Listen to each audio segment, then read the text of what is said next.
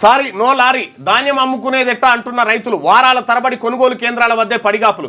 రాష్ట్ర వ్యాప్తంగా అనేక సెంటర్లో కుప్పలు కుప్పలుగా వడ్ల రాసులు. కొన్ని చోట్ల లారీలు లేవంటూ కాంటా వేసేందుకు నిరాకరిస్తున్న నిర్వాహకులు. ఇగో మొలకలు వచ్చినాయి చూడుగా.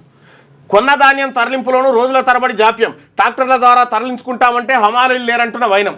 ఈ యాసంగిలో దాదాపు 1.30 కోట్ల మెట్రిక్ టన్నుల ధాన్యం దిగుబడి అంచనా. 70.13 లక్షల మెట్రిక్ టన్నుల ధాన్యం కొనుగోలు కేంద్రాలకు రావచ్చని లెక్కలు వేసిన అధికారులు. అన్ని ఏర్పాట్లు చేయాల్సి ఉన్న తప్పిన ప్రణాళిక. ఇప్పటి వరకు మొత్తం 51.39 లక్షల మెట్రిక్ టన్నుల ధాన్యం సేకరణ, సుమారు 10 లక్షల మెట్రిక్ టన్నుల ధాన్యం కొనుగోలు కేంద్రాల్లో నిల్వ ఉన్నట్టు అంచనా. అకాల వర్షాలు, ముందస్తు రుతుపవనాల వార్తలతో ఆందోళనలో రైతులు ఉన్నారట. ఇది మన ఉత్తమ్ కుమార్ రెడ్డి గారు తమరి శాఖ పరిస్థితి. ఓటీ 30 లక్షల టన్నులు ఉన్నాయట లారీలు అందుబాటులో ఉంచాలని ఆదేశించామని ఉత్తమ్ కుమార్ రెడ్డి గారు.